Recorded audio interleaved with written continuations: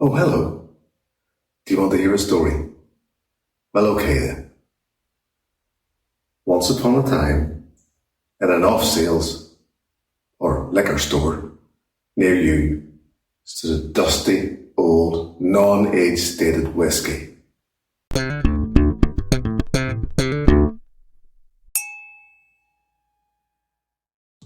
Hello and welcome to another Whiskey Review with me, the Whiskey Novice. Thank you for joining me once again. It is review number 109. And the final part of a series in which I've been looking at some non-age stated whiskies. And this is a whiskey that I have hung around for quite a while and not reviewed. People talk, you maybe have heard about epiphany whiskies, that whiskey that struck a chord in your heart, that whiskey that just set you on a path of an empty wallet. We've all been there. And I know that technically people would say that, well, I suppose an epiphany whiskey would be a one-off. It would be this one thing that set you on the go. But to me, why does it have to be one? Because, I think we can have more than, they've steered me in different directions. It's all been one great journey, but I've been steered in different directions sometimes. And I would like to think that it will continue to happen. Aberlour A'bunadh. I'm going to try and leave my Northern Irishisms behind and say our for the next few minutes. Aberlour A'bunadh. A non-age statement whiskey. Yes, it is. Otherwise, it wouldn't be in this series. From Aberlour, there in Speyside, although, once again, it does state on the bottle that it's a Highland distillery. Well, a Highland single malt. It doesn't state it's a Highland distillery. But, as I've explained before, Aberlour, Speyside, etc., it doesn't really matter, does it?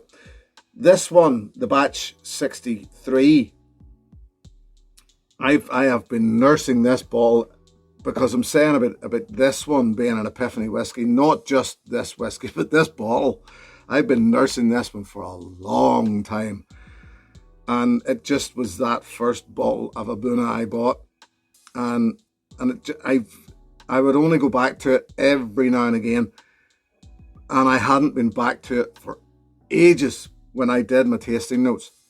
And I had genuinely, and the reason why I'm bumming and blowing about it now and raving about it is I had genuinely forgotten how good it was for me. And it did.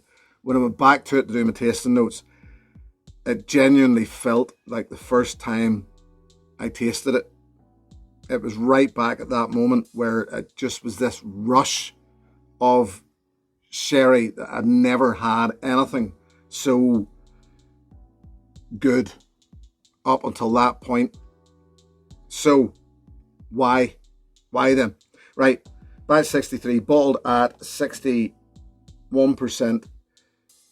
Now, yet again, with batches, you're obviously going to get batch variation. And I would imagine that there'll be those out there who will go, oh, it was much better. Oh, it was much better before. See now? See before? Oh, hey. But look, you could be right. And I would imagine I'll move up the batches now. It's been a while since I've had one. It's been a while since I bought one because I was nursing this one. So I'll keep a little of this, buy another bottle, and see if I can find much of a variation.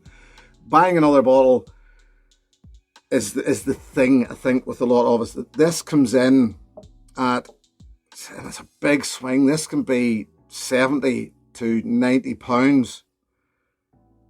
My recommendation, if you can, if you're in the area and you're there, buy it in the distillery. It's the cheapest I've seen it.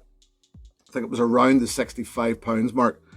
And that's as cheap as I've seen it for a long time because it just seems to keep creeping up the price of this one. So if you're in the area, yes, check the distillery for their prices. So it's a non-age stated whiskey, 70 to 90 pounds. Can it be justified? Let's see, in my opinion, what I think.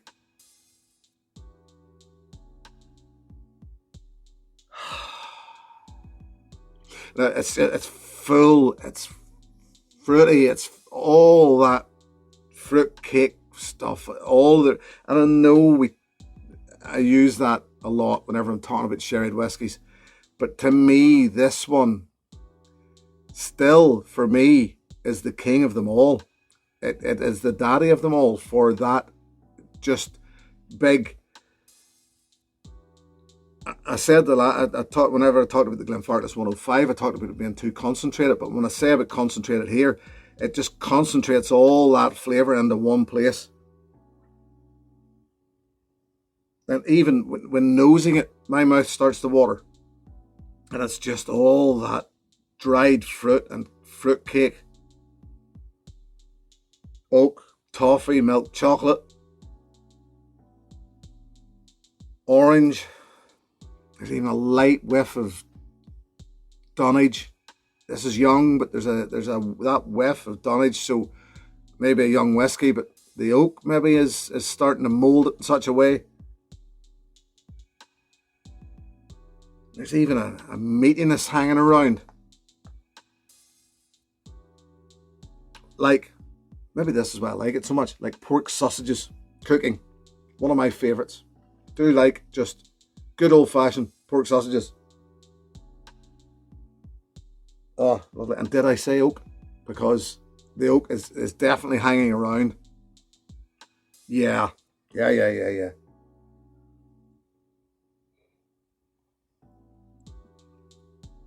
Oh, wow. Massive. Sweet and sour delivery. Coats, so mouth-watering, and then goes quite dry.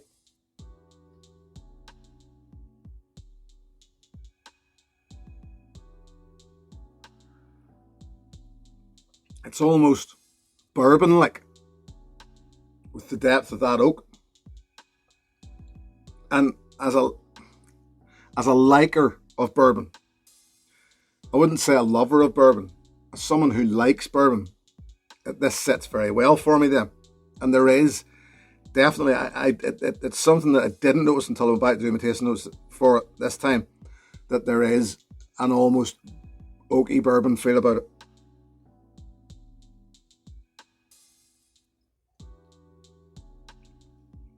But it's still that sherry. All that dried fruit, all that fruit cake. Hints of cinnamon or cinnamon frosting. So then I'm starting to get even carrot cake. Hint of carrot cake. More toffee, more chocolate.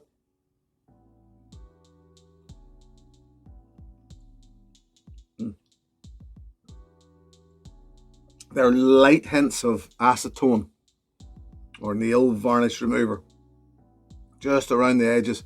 Yet again, to me, that's like a bourbony thing. So it must be the oak, because there's no ex-bourbon cask involvement here, and it doesn't. Those sharp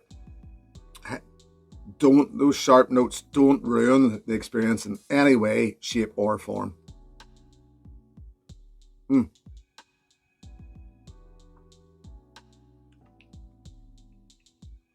Finish. Long, dry, rich, tangy, memorable. Dried fruit still hanging around. Yes. I'm going to add a little water because it is 61%.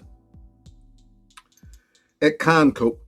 I don't want to add too much because I think at 61%, this is one of those cask strength whiskies that I could easily drink neat. I did mention in a previous review that cask strength whiskies generally for me need to be thinned down a little. They need water to open them up and bring them down to my taste.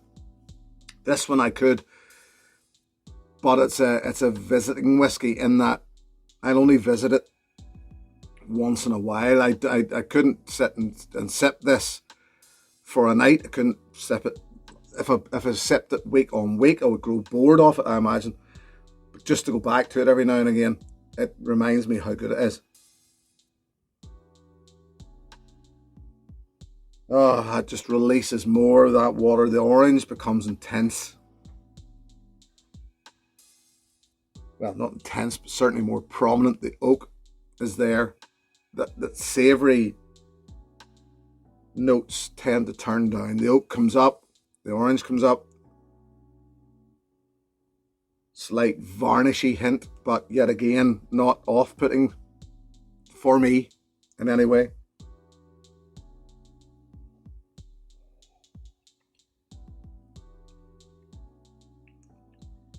You know, actually, a drop of water again does help that palate.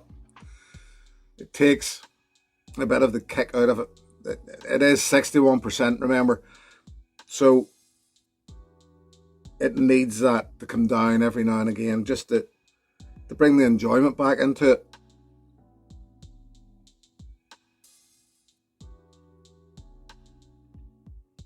Everything's still there. Nothing goes away. It's just easier. It's more palatable. There's less fight in it. So I would find that more enjoyable now, to actually go in. I'm even getting hints of coffee, bitter coffee in the finish. So there's things starting to come to life just through adding water.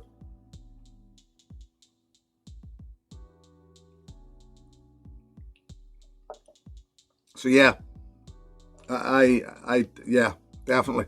And I would always recommend experiment with water. You know, pour yourself a wee dram. If you add too much, you drown it. Yeah, all right, it's one dram ruined. You know the next time, don't add that much water. But I definitely would recommend you add water and mess around and find out, because to drink them neat all the time, I think, is doing them an injustice. I genuinely do. So yeah, Aberlour A'bunadh Batch 63. This is another one that I might at some point come back and re-review when we go into a different batch. What I'll do now is, when I order my next bottle, I'll keep some of this. I'll separate some of it out.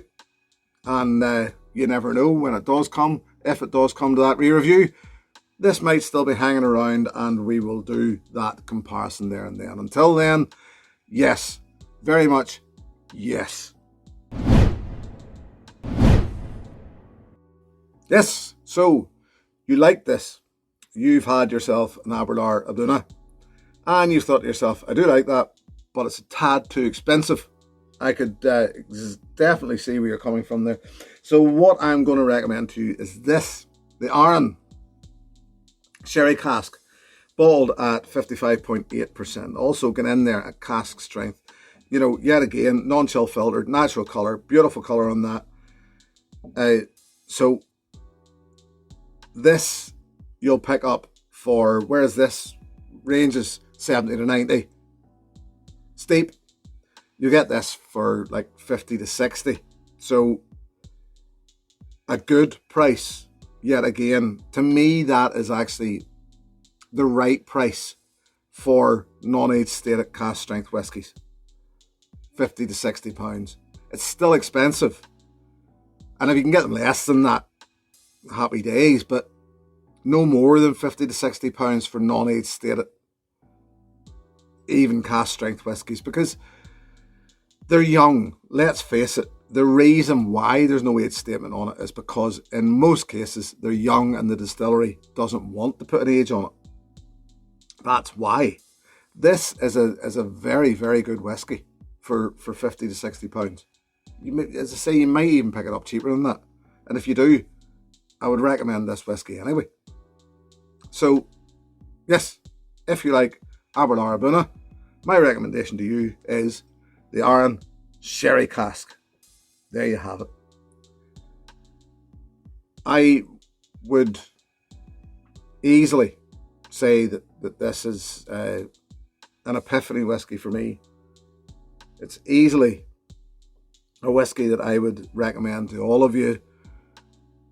I dare say there's those who will agree and there's those who will disagree. And probably there's those who will disagree more so than those who will agree.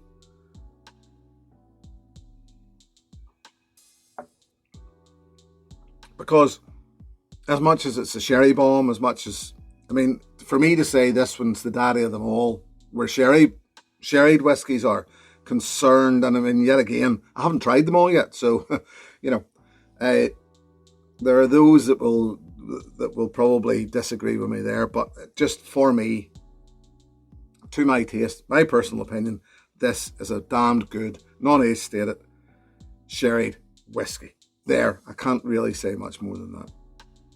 So I'll leave it there and say thank you very much for joining me. Thank you very, very much to my patrons. If you wish to join that group, the details are below. Till the next time, here's your good health, my friends. Cheers. Hey, thanks for watching my video. Please click and subscribe to be notified of further content.